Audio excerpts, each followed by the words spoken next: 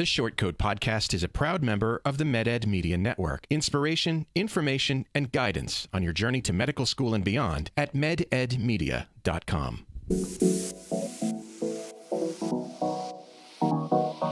Meandering in the margins of medicine, it's the Short Coat Podcast.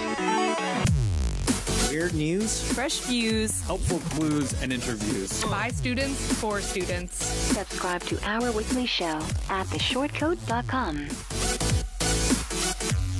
Welcome back to the Short Coat Podcast, a production of the University of Iowa Carver College of Medicine. I am not Dave Etler. I don't sound quite as good as he does. I am Nick Lind, and you're joining us today for a special episode of the Short Coat Podcast, a parenting episode, and I have some wonderful med student parents with me. Today, I have a great dad, a father figure, maybe even a grandfather figure to many people in my class. Chris Schanbacher. Thank you? Question mark? She's a med student by day and a mom really 24/7. Mackenzie Walhof. Woo woo, what's up? And finally, we have one half or maybe 45% of the physician super couple, OBGYN attending, Dr. Michael Haugsdal. Thanks for having me. Yeah, thank you so much for joining me. So the first thing I want to kind of talk about is really where this came from. So when I was coming into med school, I had a little girl and I had my family going, and I really had a lot of questions about how I was going to manage med school and being a parent, and I couldn't find the resources that I wanted. And from day one, stepping to Carver's campus, I had a lot of questions, and I just never quite found the right answers. And I don't know that I have the right answers now, but I really was looking for that resource where I could find some information about what it was like to manage med school and being a parent. And that's where this idea was born, and it took me a few years. I'm now an M3, and I guess I didn't mention I have two, I'm going to say rising M4s, because that's and I'm also a rising M4, and then Dr. Haugsdal, what are you? I suppose like 11 or 12. I think. M12, Dr. Haugsdal. So it took me some time to come to this podcast, but I'm glad I could get some wonderful parents together and we could take some time to talk. So first, anyone want to kind of jump in and kind of talk a little bit about their story as a parent? Sure. I can start, Nick. All right. Thanks, Dr. Haugsdal. So, like your introduction said, Nick, my wife and I, Jacqueline Haugsdal, who's an ophthalmologist here, we were together since high school, but that's another story. And we did medical school together. We matched the same year, and we sort of entered our fourth year of medical school, and then eventually our first year of residency, starting to kind of plan our family and such. And we got pregnant right before residency was kind of getting started, planned, I like to say, in my field. And we were surprised right off the bat because we went in for an ultrasound and there were two babies. So we had twins in the February of both of our intern years. And so that, we just basically jumped right into parenthood and residency kind of at the same time. But, we got through it and we don't regret it. I have lots of hints and strategies that my wife and I employed. And then we waited until just this last November to have our next child. And so there's about a 7-year difference. And we are kind of having... we're looking back at things, reflecting, analyzing, and yes, we're parenting a little bit differently, but I think we're also enjoying different parts of it that we didn't really appreciate or we don't remember appreciating kind of the first time around. And so we're parents, as faculty or staff members, but we really, most of our parenting started while we were in residency. So. Great. Anyone else want to jump in? Yeah, I'll jump in.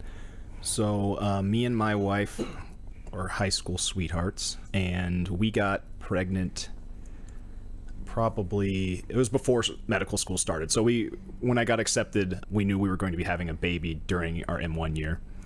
and it was in February of my M1 year. And we had a little bit of a scare. Our kiddo had bacteremia, so we had a NICU stay for 10 days, but everything was okay. But definitely like a crash course into just terror being a parent, you know, and being worried about everything. But my wife's a CPA, so we've been balancing a little bit her career along with being a parent in medical school, and it's been quite a challenge, but it's been awesome. I mean, I didn't realize how hard medical school would be anyway, and then you add a child in there, so like both me becoming a father and me learning to become a physician at the same time has been crazy. I always feel like I'm not doing enough, one or the other, like, you know, but I think it's ultimately going to make me a better physician and just a better person. And we are currently debating on making things more complicated by having another child. Very good. Nice. Well, Mackenzie, you can jump in. I guess I didn't mention what my story was too. I kind of totally forgot about that. Go ahead, and then go ahead. We can add one more male perspective, and then I'll give the female perspective. This is a very second-rate podcast without Dave here. He's in the background, but you know. You're doing great. Thanks, Dave. Dave says I'm doing great, so I'm gonna take that. So. I had a career in finance before medical school, and when my daughter was born, she is now 6.5, I kind of had this like career crisis, like, am I in the right career? What am I doing with my life? And should that be something else? And I always wanted to go to med school, but you know, early on the grades weren't there, and life kind of took a different course, and I just never ended up applying. So maybe 6 months after my daughter was born, I quit my job and like dove all into doing the prereqs for med school. So fast forward, I ended up having to take a gap year after my post-bac program, and my son was born at that time.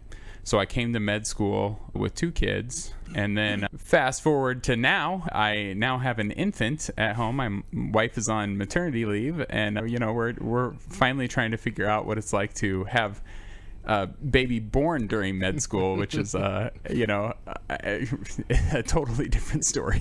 Yeah. And it's a blast, and I love having my kids. They're a great distraction from med school, and it's definitely a challenge to do medicine and try to be a great doctor. And I think medicine really pushes you to be at your best and to give your all to medicine, but then the reality is I also need to be giving my all to these kids to raise them to be the people I want them to be, and the people that they're you know, made to be. So it's definitely this difficult dynamic that you're always trying to balance, and you're probably never doing either one well, but it's fun. I wouldn't trade it for anything. There's no way I would go back to my old job. I love what I'm doing right now. I love where I'm at. So That leaves me. I'm Mackenzie, so I am the lone female, I guess, among our group tonight. I'm not the only female, though, in our med school who's had kids. I do want to say that there is a rising M3 that has a baby, and I know there is I guess she'd be a rising M2 this year that also had a baby. And we're having another podcast featuring a couple of other moms, so yeah, it's just the way the schedule worked out today. Good. So you guys will get to hear multiple perspectives from more moms that have kind of matriculated then through CCOM. So odd, weird, common theme here. My husband and I are also high school sweethearts. Nick, are you and your wife high school sweethearts? Okay, college. So we're judging you. Yeah. Sorry. Weird. So not that that's a requirement, but so my husband and I have been together, since high school. We didn't do college together, so we did long distance for 5 years in there, and then we got married the summer after I graduated undergrad. And I did the traditional way of just going straight from undergrad to med school. So I'm not a non-trad in that way. But we decided together quite quickly that we wanted to be parents. We had been together for a number of years, so we didn't really feel like waiting. So I actually got pregnant during the second semester of my first year of med school. There's a kind of a funny story with that. The day I found out I was pregnant, Dr. Santillion, who is our maternal fetal medicine, kind of our high-risk doc, was actually giving us lectures on high-risk pregnancy, and it was just like, I'm going to die. I'm going to die. I'm going to die. Oh, no. I actually went up to him after his lecture and I was like, Dr. Centillion, I found out today I'm pregnant. I haven't told my husband yet. He's like, I know before the dad. That was kind of funny, a little terrifying, but a good time, in my opinion, to get pregnant. So I had my first daughter December of that year, my M2 year, conveniently about a week and a half before our Christmas break started. I had a very uneventful pregnancy. I had some pretty bad morning sickness for the first trimester and was really just exhausted. So studying was really, really challenging while pregnant because I'd go home and just want to sleep. And so I'd go to sleep at like 3 o'clock in the afternoon for like 2 hours and then get up and study again. Our program has it that the summer after your first year of med school, you can do research, you can do global health track and things like that. I had originally considered doing a global health research mix in Brazil. And then when I found out I was pregnant, I didn't want to risk Zika exposure. And so I elected instead to do research here for the summer, which was great. It was great hours, great flexibility while suffering through my first trimester of pregnancy. So like I mentioned, that pregnancy was very largely unremarkable and delivered in December, a little baby girl. And then I took no time off, technically. Can I interrupt you? Because there was a rumor that went around when you gave birth that you like still took a test. Yeah. And I was like, she's a badass. On the day of delivery? Okay, that's actually you have to tell that story. Yeah, that's pretty amazing. So I was overdue by a week. And so my doc here was Dr. Abby Hardy Fairbanks, and the way she wanted to induce me was we were going to do some essentially cervix prepping using like a gel, 2 doses. So she'd had the residents place 1 dose, then leave, and then come back the next day for a second, or that evening, and then the next day to start Pitocin. So I went to class in the morning and then walked, our hospital and med school are connected, walked over with my little suitcase just in case to have the medicine placed. Had that done, had some fetal tracing done. That was fine. Walked back, was studying because I had an exam that afternoon, and the contractions started. But it was just like mild. I was like, well, this is not a big deal, like whatever. So then I took my exam. It was just like a mass or CAPS exam. I don't even remember which one it was. But still. So I was laboring, and then I like took my little suitcase and then walked back over to get my second dose placed, which never happened because I was in full-blown labor and had the baby early the next morning.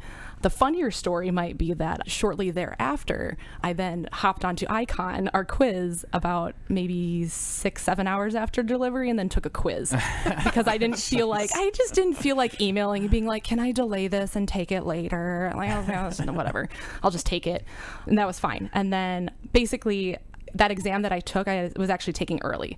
The rest of the class didn't take it till the next week. So I actually only missed 1 exam for that whole semester, and then just took it right after Christmas break and actually did fine, which was mind-blowing. So I essentially had Christmas break off, and then I came back with the normal class and just jumped right into clerkships. I do remember I started on radiology and was essentially crying in pain every day because I was still recovering from some lacerations and things, and I probably should have just taken time off, but didn't. But the residents were great and the staff were great, and they were like, you have a 4-week-old at home, like you should just go home. So I did. But I then I completed clerkships as normal, and then July came along, and then August came along. So I delivered in December, and August came along, and lo and behold, a positive pregnancy test number 2 shows up. And I had my second daughter in March of pandemic year. So just 1 year ago.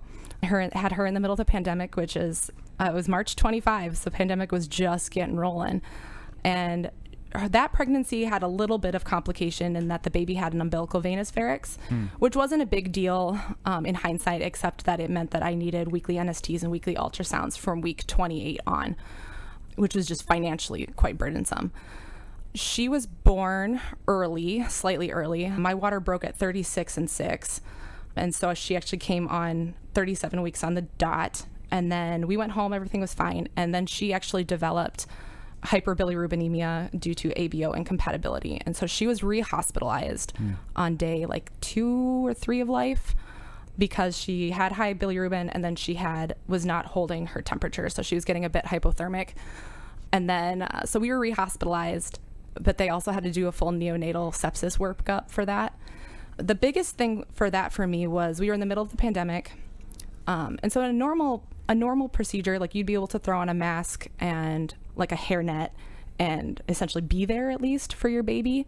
But because we were in such PPE shortage, they actually took the baby, swaddled her, and then walked out of the room. And that was really hard for me as a mom and as a med student, knowing what was going to happen, knowing that more than likely a first-year resident was shoving a giant-ass needle into my 5-pound baby's back.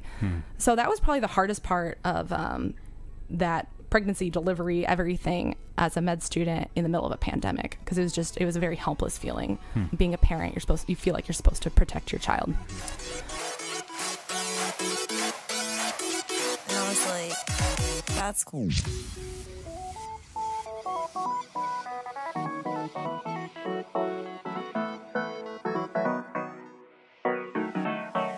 I was very fortunate to have quite easy pregnancies, quite easy deliveries, and extraordinarily easy recoveries. The hardest part for me as a mom recovering has actually been, I'm a huge proponent of breastfeeding, and pumping as a med student is very challenging. Trying to figure out what time you're going to pump, where you're going to pump, because your schedule changes every day, it's almost impossible to regulate that. At some point you have to, it was easier with my second child, because I kind of knew what I had to do. I knew I had to stand up for myself and say, I need to do this, and found out that like the residents don't care. Like they'll gladly let you go pump. I had a fantastic surgery resident who would remind me, a male surgery resident, mind you, as an intern, would be like, hey, Mackenzie, it's like 9 o'clock. You've been here since 5. You haven't pumped it. You should probably go pump now. We can deal with this stuff later. I'm like, thank you, Charles. Thank you. Yeah. So yeah, that was awesome, mind blowing. But yeah, there's been a lot of difficulties being a mom as a now pre-clinical, so in clerkships, mom as a med student. Time management, like you guys have said, you feel like you're failing at all of the things all the time, because you talk to your colleagues and they talk about how they go home and they just study all night every night. And they're like, they're step 1 and I'm studying like a bajillion hours, and I'm like, oh yeah, I don't do that. And then you talk to like moms that I know, and they are like on Facebook, there's plenty of stay-at-home moms that I know that are just like spend a whole bunch of time with their kids and are taking them on play dates and are taking them to like library story time. I'm like, I can't do that either. So that's really hard. So yeah, my schedule basically looks like I get up in the morning. If I'm fortunate to be on a clerkship that I don't have to be here until 8, which I'm on ophthalmology right now, and it's wonderful. So I help get the kids dressed and get them breakfast. And then I head out the door. My husband's in charge of getting them the rest of the way ready, and then to daycare. And then I get home in the evenings, and basically my time is devoted to my family until my kids go to bed. And so that's about 8:30-ish by the time, maybe 9 o'clock by the time the oldest one is finally sleeping. And then at that point, I know, and that's right. Started to creep especially up if you're on surgical clerkship. And then 9 p.m. rolls around, and then that is my time typically to do laundry, clean the dishes if I'm feeling motivated to get the house cleaned together, or my husband takes care of that, or I have a little bit of time there to study. But yeah, my method of studying has had to change a lot in terms of like when I'm at work, I have to be here. Like my mind has to be in the game. I have to be retaining every detail possible from what I hear on rounds, from what the residents are talking about, because I might not have that time to actually learn it at home, which I actually think has been a really good skill for me to develop. But yeah, I've been talking a lot, you guys. You guys really jump in. I think you did a great job of going through a lot of things that moms face that is very different from what, I've dealt with. But then even some of the things, especially the home routine, how do you manage that when you get home after a long day where you're really tired and you really need to study, but you really can't study because, you have all these other things that need to happen. So yeah, that's a great perspective. And the toddler screaming at you because you won't give them like popcorn for supper. Actually, my toddler demanded popcorn for breakfast this weekend and was very upset when we wouldn't give it to her. So I'll just interject. Yeah. What we did for this situation is we asked for help, or we took the opportunity to accept help from people. We were lucky enough, my mother-in-law decided to retire from teaching at about the time that the twins were going to be born, and she came and lived with us for the first 4 months, and she's actually lived with us this last, since the school year started for the 7-year-old twins, and she's done their schooling at home online through the district. But having somebody like that, if you have that opportunity, go ahead and, that can be very useful, and we're very blessed to have had her. But I know not everybody has that type of a situation. The other thing that we benefited from after Gigi is her name, we call her, she went home, we got connected, in a convoluted way to a couple of undergrad students, and one of them became a nurse, and her name's Hannah, and she was originally going into education. We got connected to her from somebody in our hometown, and she basically became our organizing nanny, and she would organize a group of, they were pretty much all nursing students, each day of the week to pick up the girls from their daycare around 4 to 5. They would bring them home and feed them, and then when we got home, we just got to kind of hang out with them. But then we were residents at the time, so we never had to worry about getting out on time, because as residents, you don't get to worry about getting out on time. It doesn't happen. That's nice. So if you can find help, if you're at an academic center, there's lots of, other health care students that would be great child care providers. If you've got family that want to help, find a way for them to help, because we couldn't have survived without those two. Yeah, I think that's a good segue, because that was one of the questions, and I'll kind of turn it over to the two of you as well on what your situations are for childcare and things like that and support. But before I do that, I just want to give a shout out to Dr. Ryan Gray's Pre-Med Hangout Facebook group, because they provided many of the questions that we're going to go through today. So that's a great place for if there are any pre-meds listening to this, if you want to get some good collaborative advice on applying to med school. Where do you guys get what do you guys do for childcare and, support for your family? Great question. So one thing that happened right before I started medical school is my mother-in-law passed away. I have my dad and stepmom live in Las Vegas, Nevada. My mom is in a nursing home in Des Moines, so we really didn't have a lot of family help. I mean, my dad would come down to visit for a little bit, but he's a physician too. So, maybe I could get a 3-day weekend out of him or so. But we are lucky enough that my wife has been able to have a flexible job in which she can work from home, and we live 100 feet from a daycare center. So we've been able to, that 15 minutes would it take to drive, but we can just walk over. That actually ends up helping a lot. We don't really have a babysitter, more for financial reasons. So it's been basically just us. Once in a while, my wife's aunt will come up for a weekend and try to help. But really, it's mostly just us. And so how I make that work a little bit is I try to get up at 4 in the morning. Sometimes there's been times where I get up at 3:30 in the morning to get my studying done before I even go to the hospital, so that I can just be there at the hospital. But then when it comes 5 or 6 or whenever sometimes I get let out early, and I can go home and just be present and do everything and try to get to bed by 8 or 9. But yeah, it's been nice when we do get someone to come up. It's something you really need, I think, for a relationship, because you just need to go to the movies with your wife or go do a gym day. You don't realize how important that is until it's gone. We go to Target sometimes. Yeah, we do Target. Yes, Costco. Actually, we did. Yeah, we did. Hy-Vee's good too. That's so true. This sounds so lame, and then you realize it's so nice to just go to Costco with my wife without my toddler. Oh, I take my kids. I know we do too. Yeah, but Hy-Vee's got the little cars that they get to drive. Yeah, that's so funny. That's nice. My daughter loves that too. But yeah, so it's been a challenge, but I would say that it's possible to do even without if you don't have family around or if you don't have a nanny or a lot of that, it's still possible. Yeah. So I don't have any family around. They're all 5 hours away, except I do have a brother-in-law and sister-in-law that live in town. But so yeah, for most most things it's just me and my husband making things do.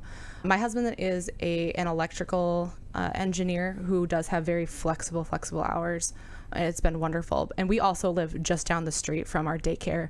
There's in the small town we have, it's just a little child care center that we adore, and the kids love it too. And so that's been great. But yeah, especially with the pandemic, it's been hard because we didn't really feel right, at least early on, asking people for like babysitters that we didn't know. And now it's been a little bit better. We've had a babysitter once since my oldest daughter was born, and that we knew was that we knew from family friends that was a college student. But yeah, it's been really, really hard. I think the hardest thing has been for my husband and I to maintain like a healthy relationship and like still keep like kindling love or whatever in between us. And we were just talking about this last night. It's kind of gotten to the point where sometimes it feels like our relationship is more, we're like co-parenting, and some of the like romance has kind of fallen by the wayside this year. We were kind of talking about what we need to do to kind of try to make sure that part of our lives still takes priority at times as well. And so yeah, it's really hard, and finances are tricky. We don't really have cash to spend on a babysitter like you were saying. I know you're going to talk about finances, but since I'm talking about childcare now, I'll just say that we spend $25,000 a year on daycare. Very expensive. And I think it's just important that people like are aware that that's how much it is. It is the total cost for our children is more than I pay for med school every year. And it's more than a mortgage. and that is why from the beginning because I came from a small town, my wife and I, and where the childcare there is half of what it would be here. So true. We called daycare school from day one. Yeah, we do that too. And it really is, an investment in their education and social well-being, because they learn so much, in those childcare centers if you pick, one of the good ones. And so that's sort of, we tried to put that spin on it, that, the girls are going to school, and that's why it costs so much. But they did learn a lot. Yeah, my situation is similar to what you guys have said. My wife is a speech pathologist. She has good hours. They're not terribly flexible. Sometimes they are, and sometimes they're not. It really depends on, when she has, like, what her caseload looks like for the day. But we have, the challenge becomes, and I'm sure Dr. Haugsdal, you are maybe seeing this, when you have kids at different levels. So my oldest daughter is in school now, so and because of the pandemic, we had to send her to a private school because the public schools didn't have in person, and we couldn't manage that with our busy schedules. We didn't have anyone who could stay home with her to facilitate her schooling, so we were able to find a private school that was in person through the whole pandemic. My son is in a preschool daycare situation, and they are 18 months to preschool age. And then my infant daughter is going to go to another daycare. So we're hoping that we can get my son into the same private school that my daughter is going to for preschool, and then we're trying to work that out and see if we can juggle those finances and afford it, or do we have to come up with another situation, and then trying to find after school. I think the hardest part is, how do you manage after school and maybe before school daycare, because not every school has a before and after school program in our area. So it's this huge struggle that my wife spends hours managing. I am very grateful for her, because she has spent so much time looking into what options we can do and what can we afford, and getting back to the finances. It's very expensive for daycare. We're lucky that my son goes to one of the cheaper daycare centers in town, and it is very close to our house, so that's nice. But definitely a challenge that I think any med student parent is going to have to deal with, who's with the kids. As far as family, we don't really have family close by. The nearest family is about an hour and a half away. They can come in, if it's a true emergency, but other than a true emergency, they're not there for the regular weeknight help. I will say, for support, I'm friends with Nick, our co-host right now. And then there's another buddy who has had kids in medical school. And I know when Nick was having the baby, we reached out and hey, if there's anything you need, let us know. And so I know it's not something that I want to rely on all the time, but if stuff really starts hitting the fan, I can send a text to some of the other guys who know, like, okay, you know, they can pick up my dog or whatever it needs to be. So yeah, even kids. Zach's little boy, when his other little boy was coming, he was like, I need somebody to watch him. Yeah. And I was able to to take him for the day, which was fun.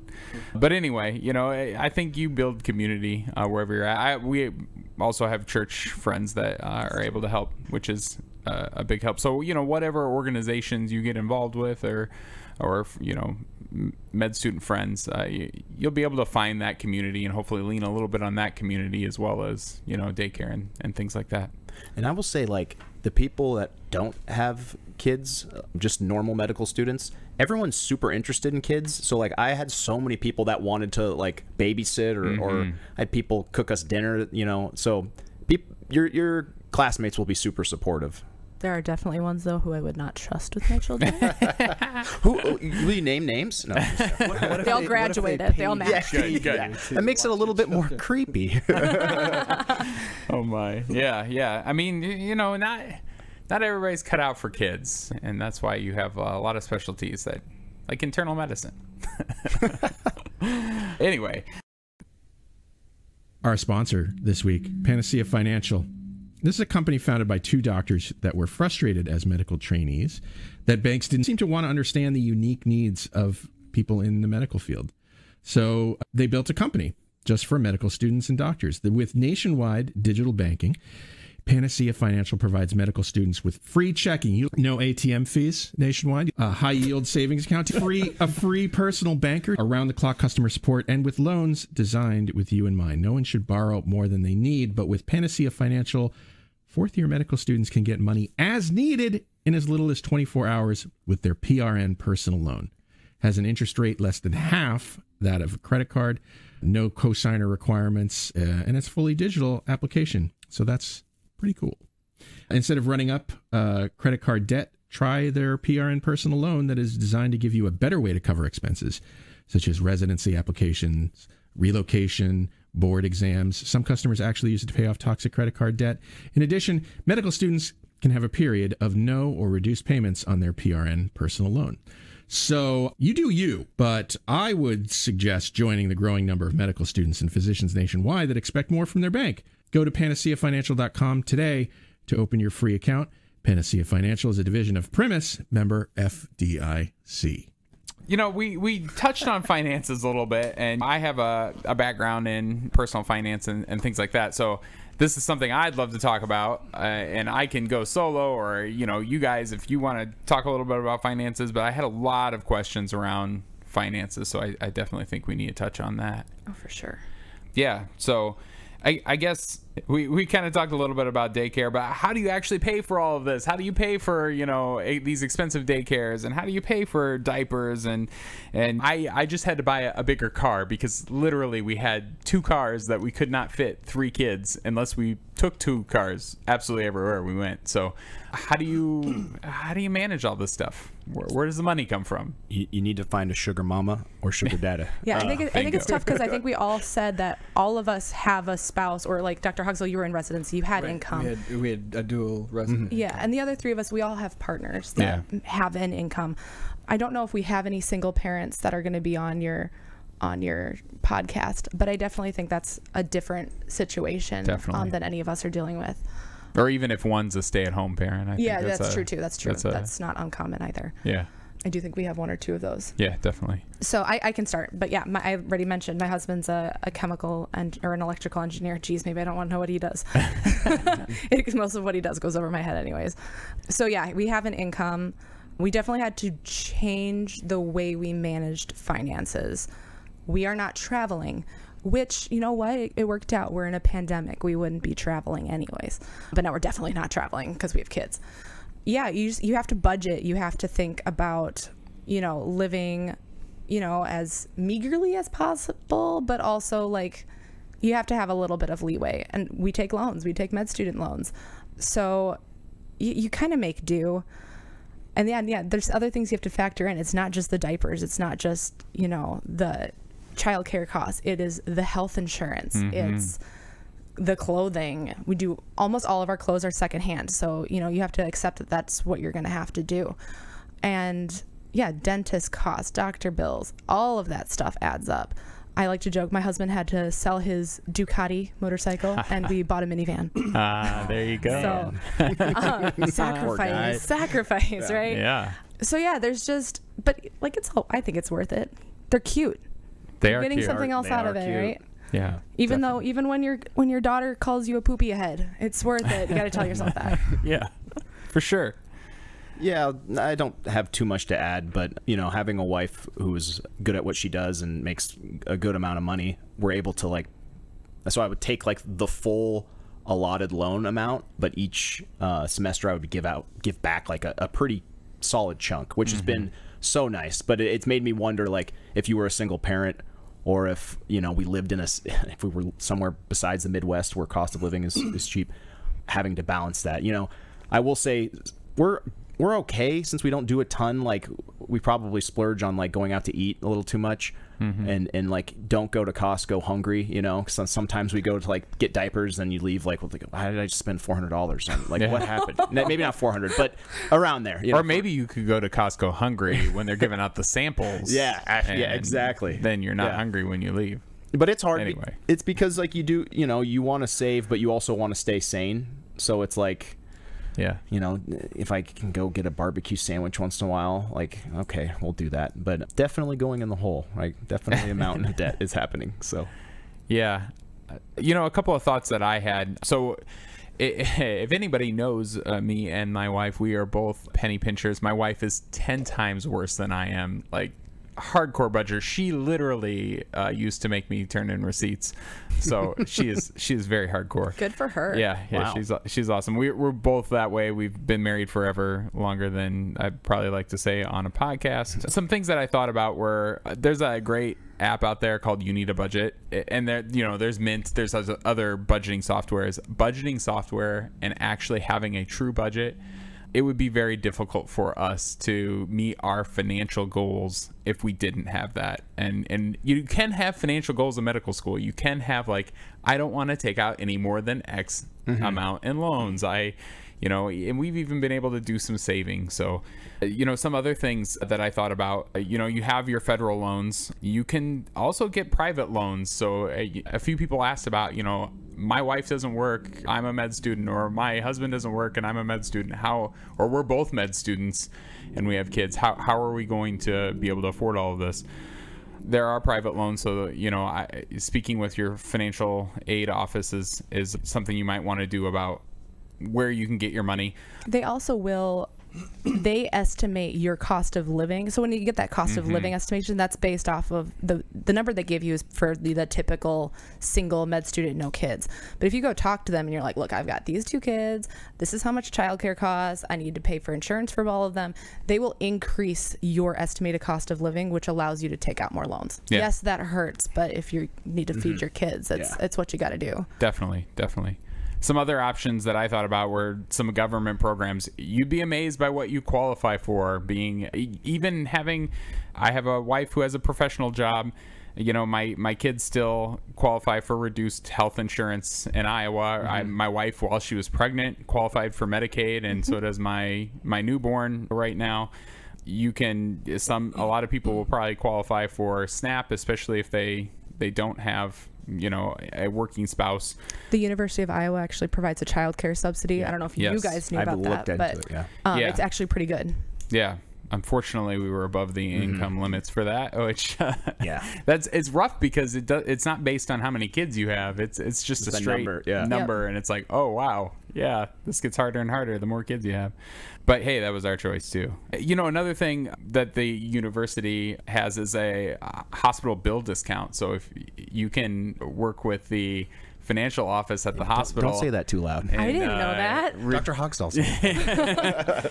and they will reduce. So things comes like straight that. out of Dr. Haugsdal's pocket. I didn't know we billed people. Right? Doing it for doing it for free. You know, I get a scholarship that's slightly income based, and also looking at income based scholarships could be really helpful for you. So there are a lot of options to help pay for your school. The best decision I made was I ranked the medical schools I went to by cost, and I went to the cheapest one, which is my in-state school, the University of Iowa. It's a great school. Go Hawks. Go Hawks, yeah.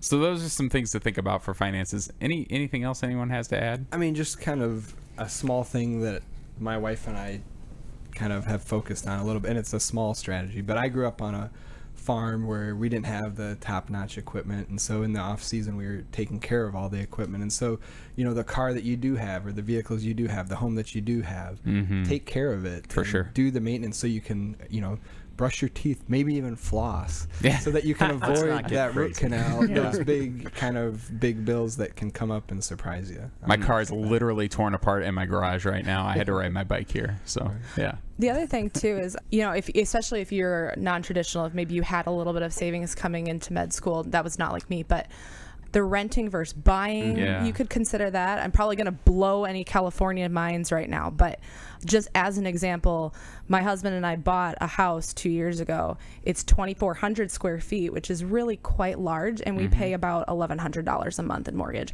Now that is way less than anything you would find for that rent. So if you have the money to put for a down payment, and you know you're going to be here for 4 or 5 years, whatever, it's something you can consider that may actually be a cost savings benefit. Definitely. Especially if you're going to need more space for kids anyways. Yep. I think my mortgage is like $970 or something like that. That's So, what ours is too. Yeah. Yeah. It's a great option, but not always the best option. No. So you really need to understand what it means to be a homeowner. Yeah. And you're going to have to sell that house, especially if you have to move for residency. So, you know, be thinking about that. We had the derecho Dad. this year. Yeah, exactly. Right. Yes. We had the derecho, and so we're waiting for gutters. We had to redo our, you know, so unfortunately weather happens too. So something to think about. Yeah, for sure. And, you know, you always, certain markets have big changes in the housing market, and you could end up quickly being underwater. So Be knowing aware your of where market. you're moving. Yeah. Like Iowa City, Tiffin, North Liberty, our area that we live in here has always had a really phenomenal housing market. Very steady. Yeah. Houses here are like on the market for like a week at most before they sell. So depending on where you're at, it may be a really wise decision, or it could be a very poor decision, but it's at least something to think about. Yeah. College towns are usually good. Yeah. But, academic institutions. Definitely. All right. So other questions we had, you know, this is the big one that I hear all the time. When should I have kids during medical school? When is the best time? When is the best time during training? Are we going to tell them the perfect timing? I think we keep that secret, right? Yeah. If you wait for the right time to have kids, you'll never have kids. Yeah. I think that's the biggest takeaway. When considering med school, I think you look, if there's any way when you're visiting and you know you're going to have kids, find like a subtle way to ask, like, are there med students here that have had kids? If there's no med students there that have had kids, that's probably a red flag, because that probably means they don't feel supported enough to do it. Yeah. Other than that, like you've heard already from us, we've had kids at extremely variable times in med school. I'm not really sure there is a bad time to have a kid. The only time I would maybe question it would be your M4 year in the middle of interview season would maybe be the time you want to avoid, because that could just screw up, you know, your interviews. Besides that, a right time, I don't know. I mean, every time your M4 year after interview time, you typically have a very flexible time off after interview season. So that would probably be your biggest like flexible point in terms of taking time off. But in general, as a med student, with the amount of technology you have now, so many of your classes can be virtual. So many of your clerkship time can be flexible. There are even special clerkships for like parents. Yeah, we have a family leave clerkship here. It's 4 weeks long. Are you currently on that? I am currently on that. This is part of that project. This is an ad for OSAC. Come to Iowa. It's great. Yeah, I can talk to it, I guess, because I'm on it right now. So it's That's called, with Jill Endress, right? Yeah. The Family Caregiving Transitions Clerkship, and it's a month-long clerkship. You can identify a project that you want to do, and you complete the project. And part of your project is kind of your experience as a as a parent, or it's not even just for parents, it's for anyone going through any type of caregiving situation with a family member. So you're just reflecting on your experience. So, right now Are we in your project right now? Yeah, you are literally this is part of my project. The Matrix right now? Yeah. Yeah, so this is part of my project for the clerkship. Fun project. Yeah, it's great to get to talk to all of you and complete this thing that I've been I've been pestering Dave about for a while and wanting to get done. But yeah, so I get to hang out with my little newborn during the day. I get my kids off to school in the morning. I get them breakfast and everything, and hang out with them in the morning because they get up stupid early. And then during the day I get to hang out with my little one and my wife, and then go pick the kids up in the afternoon. So that's amazing. Yeah, we're having a good time. Wow. Yeah. The other plug I wanted to say too is the plug for having kids in med school is you are important as a med student, but if you need to duck out for any reason during a clerkship, if you have a family emergency, if your kid is sick, you will have more flexibility in med school than you will have in residency. That's true. Because you don't need anybody to replace you. Yeah. And that doesn't get easier. Once you have a career, any career you're in, most careers, you need someone to replace you. But the other thing I did want to mention that people aren't talking about so much, I'm not sure, it might be because people don't know, but the ACGME, which is in charge of residency, actually changed, I think it's a huge deal, changed the rules for residencies starting July 2021, this summer. Starting in July 2021, you are now allowed 1 6-week leave at some point in your residency for a paternity, maternity / medical leave. Prior to that, OB has been a little bit different. OB has always had this nice, certain residencies have had this nice allowance that you can do that. But certain residencies, otherwise, if you had a kid in med school or in residency, you could take your given vacation time, which is 3 weeks. And if you needed longer than that, you typically had to extend your residency by an entire year. So this is huge in terms of allowing parents to maybe make the decision not to have kids in med school if they wanted to wait till residency. That will actually allow them to have a little bit of time to spend with a newborn and recover. So there's a little bit more flexibility for people who are just starting their medical career than there used to be. Yeah, and I think the conversation is starting to switch a little bit too, and we'll talk about this in our second podcast a little bit, but even having more defined leave for med school and med students, because right now that's not common that a school will have a defined leave policy, especially for a parental leave.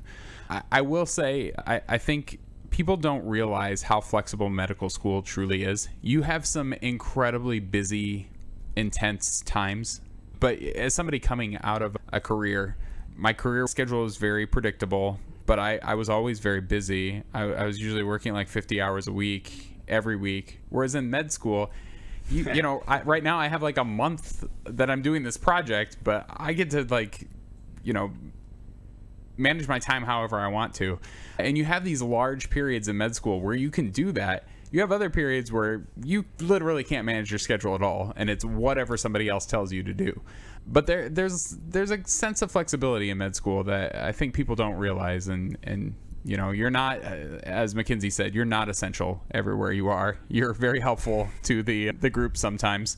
Sometimes you're maybe not so helpful. Sometimes you're holding a leg in the OR for 5 hours. Sometimes you're literally in the way, and everything you get anywhere close to, somebody's yelling at you because you're about to touch a sterile field. But Nick, I feel like Joan and Marcia from OSAC are going to be calling you tomorrow and loading up your schedule. I'm going to have the hardest schedule in the world.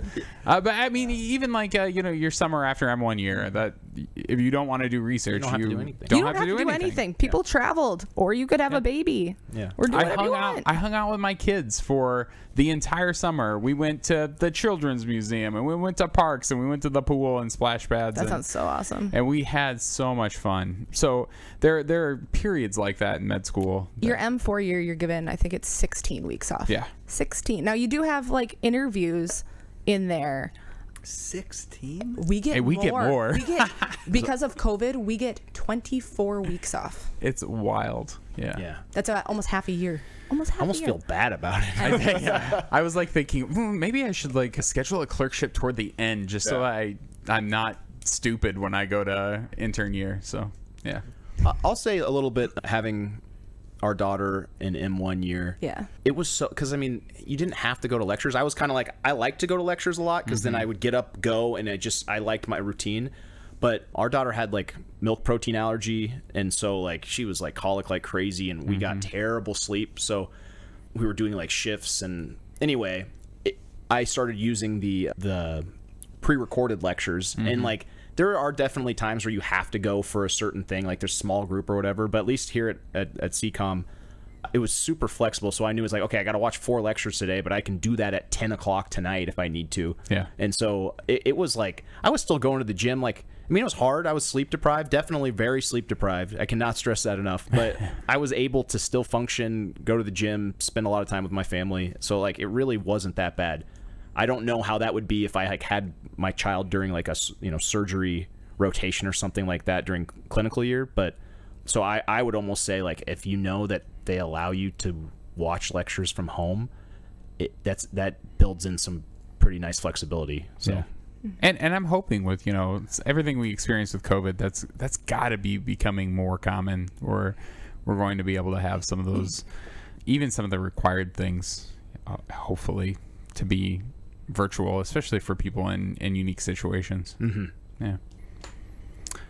Anything else anyone has to add on? I guess the only thing I did differently that I didn't really mention is I actually did an extra year of medical school. Yeah. I did what's called here the pathology externship, because I'm interested in pathology, and loved that experience. You're essentially working as a first year resident in pathology for a year, given all the freedoms to an extent that the residents are. And actually that's actually when I had my second baby. Wasn't planned to do it that way, but it actually worked out. I was an employee of the university, and for that reason I actually got 8 weeks maternity leave, which was phenomenal, and really allowed me to appreciate the time I actually was able to take with my second that I didn't take with my first. So there are definitely, and lots of students here too also do extra years doing a master's program or public health. Public health, business. Research. Yeah. I think there's actually I started technically with the class of 2021, and I'll graduate with the class of 2022. And I think there's 20 of us that will graduate next year that actually started with the class of 2021 that did an extra year for a variety of reasons. And so there's just a lot of flexibility in medical school. And whether you want to use that for having, if you decide to have a kid and just take a year off, that's definitely something you can do. There's no one that's going to be like, you can't do this. You will never be a doctor because you've taken time off. Nobody's going to tell you that. You have to decide what's right for you and what's right for your family, because ultimately every situation is different and your story will be unique.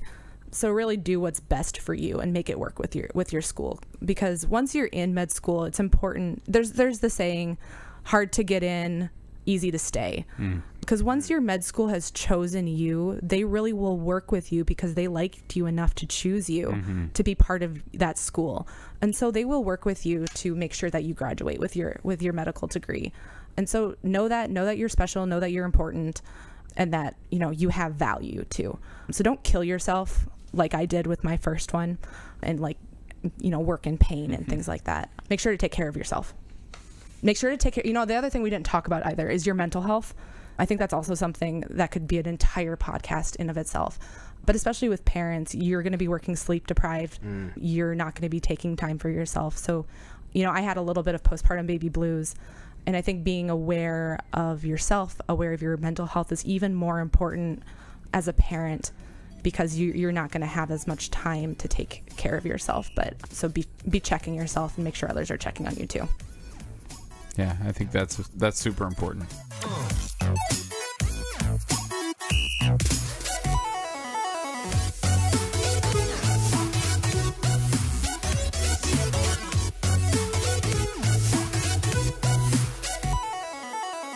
One last theme that kind of came up is, do you ever, it's kind of, I'll couch it in two things. Do you ever feel like you're missing out on time with family, and how do you manage that? And the second is, do you have any regrets? Yeah, I feel like I'm missing out. I mean, but I feel like, kind of like I said like earlier, you feel like you're missing out on everything. Like, medicine will take whatever you give it. So Sure. you can always go home and learn more. You're going to have to study the same things 100 times anyway, right? And so it's easy, if you're not careful. I mean, I don't even know if you can really avoid it, but you become a workaholic. Yeah. Because it's just, that's part of the gig, kind of. I mean, maybe some specialties is not as much, but you're gonna be a workaholic throughout medical school somehow. And so knowing that ahead of time and being like, I need to set like healthy boundaries for my family, and my healthy boundaries is getting up like a maniac at 3 a.m. I did that for a while too. Yeah. We were together, and But I gave it up because it was ridiculous. I mean, and I will preface, that was step one studying for me. Like, okay, that's different. I mean, I was doing it during clerkships, but That's what dedicated for. yeah, well, yeah, yeah. So definitely, yeah, I feel like I'm missing out. I feel like sometimes I miss out with opportunities in medicine too. Like there's a lot of stuff that's like, oh, come to this ultrasound clinic on Saturday, and it's like, hey, that's family time. So true. And like, I don't have 700 publications that, like, ultimately I end up choosing a specialty that was probably a little less competitive than what maybe I could have reached for. What specialty are you thinking? I'm thinking emergency medicine. Okay. I mean, everything is pointing towards emergency medicine right now. But at one point I was interested in derm, and which is still cool too.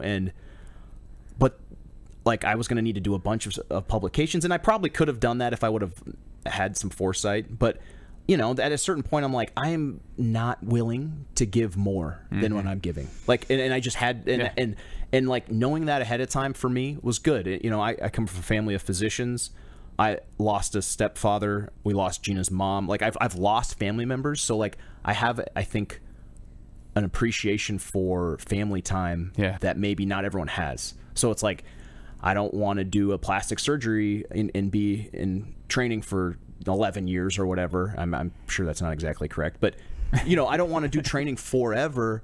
I kind of want to get in and get out and be available for my family. And some specialties I felt like were maybe a little bit better for that. So long story short, yes, you're going to miss out, but you're going to feel like that even if you don't have kids. I feel like you're going to feel like you're not doing enough for school, or you're not doing enough, like, because we all have friends who didn't go to medical school who had a career at 25 and are like going down to Mexico and doing all this stuff, So yeah. And what was the other part of the question? Do you have any regrets? Oh, regrets? I don't think so. I mean, I remember talking to my father, who's an anesthesiologist, and I come like, his brother's an anesthesiologist, his other brother's a dermatologist, and their sister's a radiologist. So like 4 out of 6, oh my goodness, are doctors, right? And I remember telling him I'm interested in medicine, and he was like, and I was like waiting for him to be like, yeah, go get him, son. And he's like, you got to think about it. He's like, I don't know if I would redo it again. Like, he's like, I'm glad I'm here, but he's like, if you told me I had to redo this whole process, like once I got to the end, he's like, and then there's studies that show like medicine, not everyone tells their kids to do it again, because it's hard. It's hard. It's really hard, and it's not the best way to make money. Like, I mean, as far as like, it's a long training, and you have to want to do this. So sometimes like doubt and regret will start to creep in my brain, but I think ultimately I made the right decision, and this is going to set me and my family up for hopefully at least another generation. So. And if you're smart enough to be a doctor, you're smart enough to make more money in another way. That's not as hard. Or at least as much money. Yeah, I mean, I can speak to that a little bit too. Do I feel like I'm missing out on family time? Yeah, of course. My husband will send me pictures of him hanging out with the kids, and I'm like, oh. Yeah. And then I think the other part that's hard about that too, that because I'm tired or stressed from being a med student, sometimes I think that rubs off a little bit.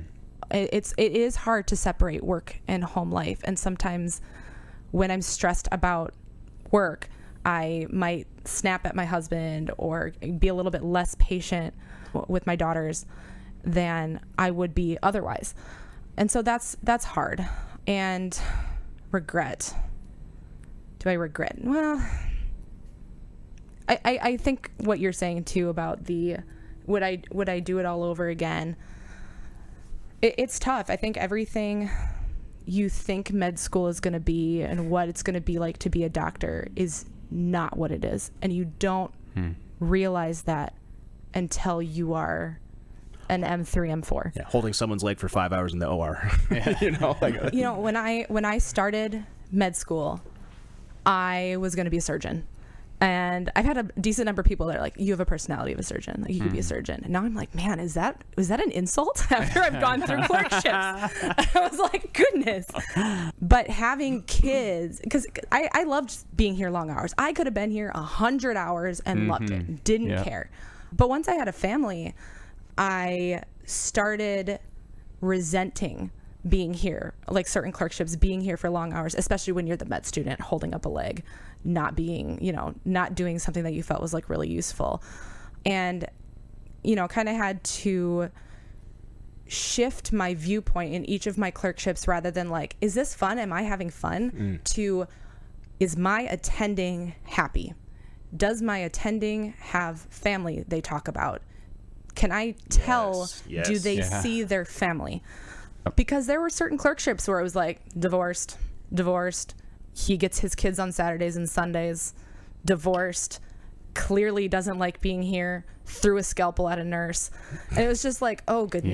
Yeah. Dr. Haugsdal. This is an intervention, actually. Welcome to the second part of the podcast.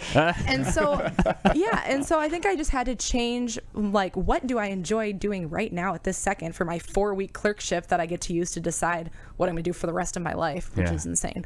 Yeah. To who do I want to be like when picking and attending out? Like, who do I want to be?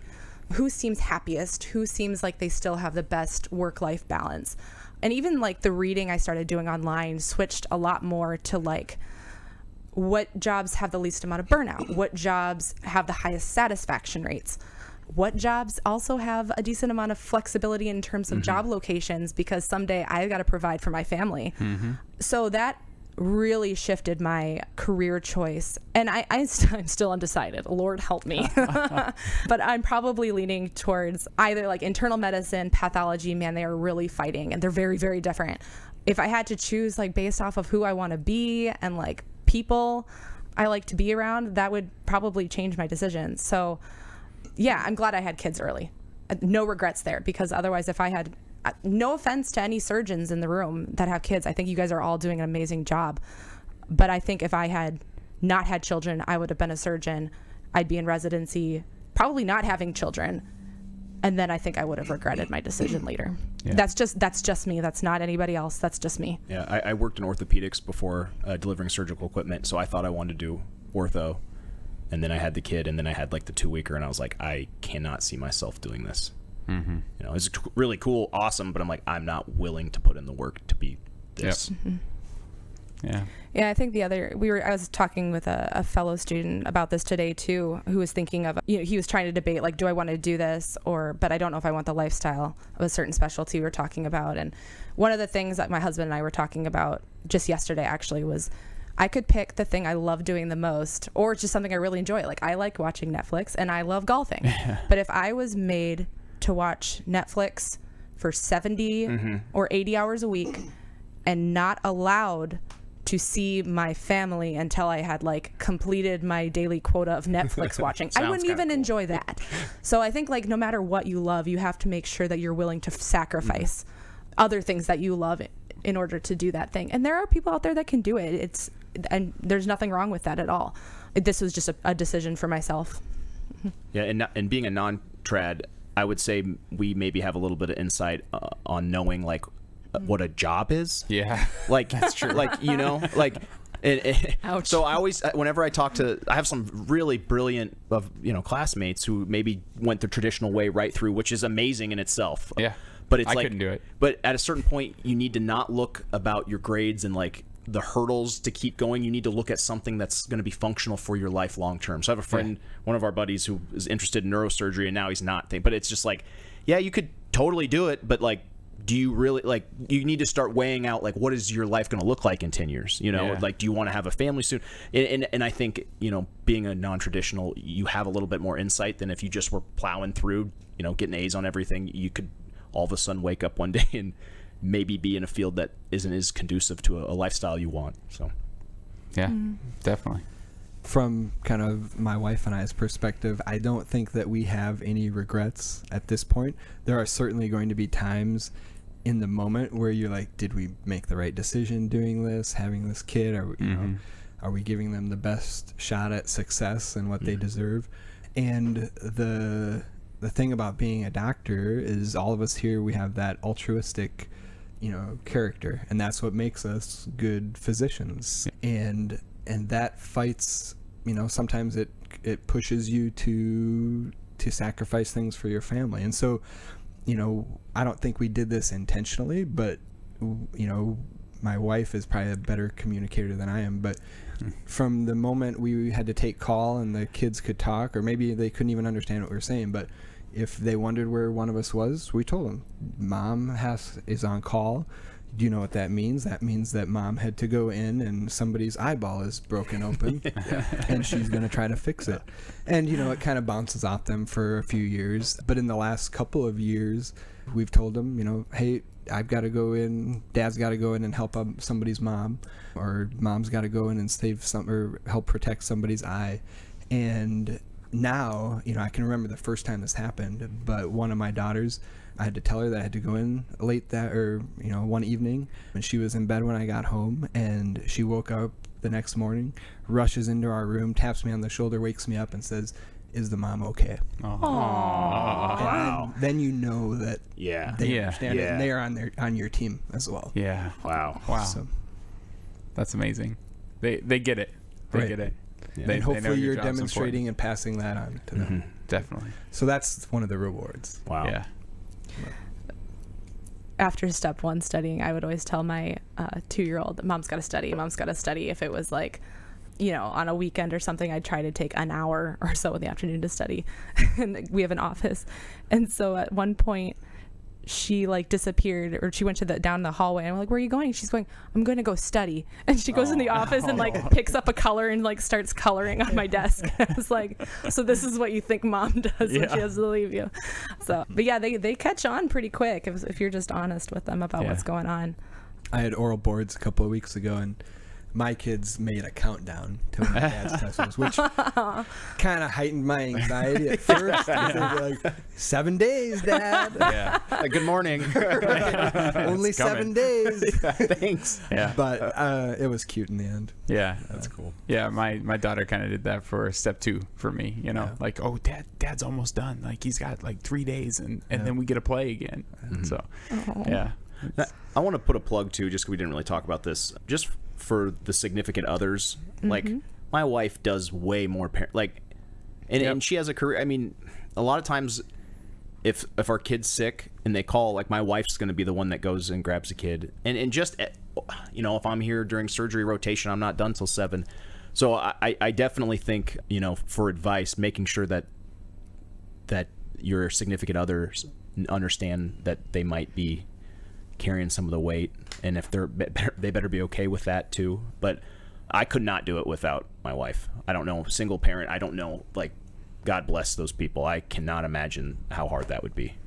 My husband cooks. He doesn't eat my cooking. So my husband cooks. My husband does the laundry. My husband cleans, and he picks up the girls from daycare, dresses them. He can do my daughter's hair and pigtails. Yeah, he does all her finances. I mean, I'm really starting to think there's not much I do. Yeah, I know, that's how I feel. So I'm like the third child that's like just like along for the ride, just coming with all my debt. Yeah. But yeah, definitely a plug to the significant others. They are definitely carrying a lot of our load here. Absolutely. And yeah, there's no way I could have done it without my husband.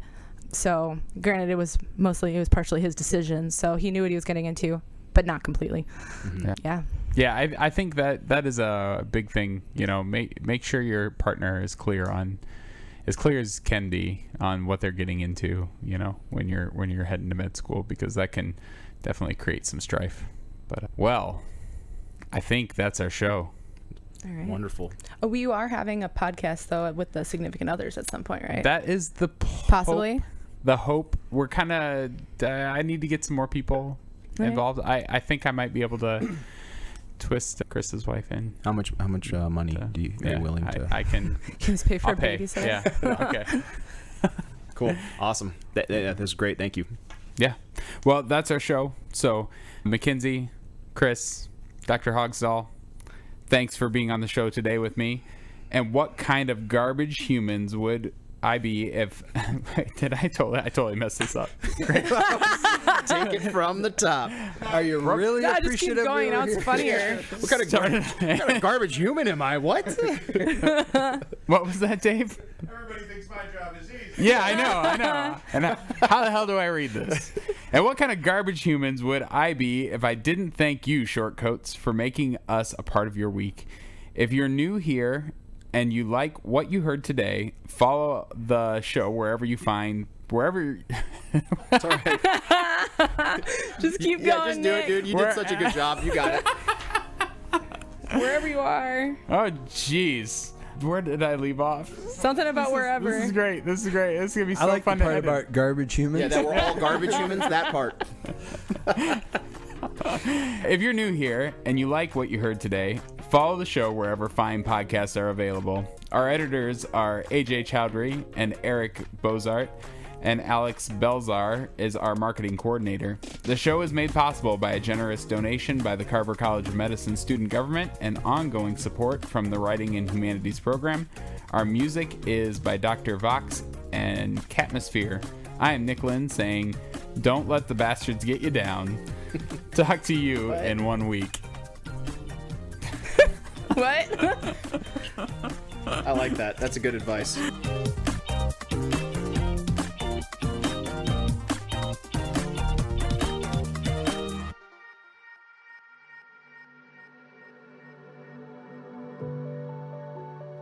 Hi, Shortcoats.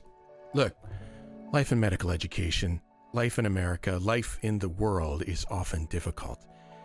And I often wish I could help. All I have is this podcast, but in my wildest dreams, you have the support you need to lead a life of your choosing. You deserve to be happy, healthy, and successful in whatever ways you define those words. So if you need support because you've experienced racism, discrimination, harassment, mental health crises, I want you to be able to get the help that you need. And so I'm going to put some links in the show notes to some resources that you can use. But the bottom line is that for what it's worth, I see you. I know you're out there. I wish I could do more. Maybe I can in ways that I don't understand yet or know about. But I see you, and I'm glad you're here, and other people are too.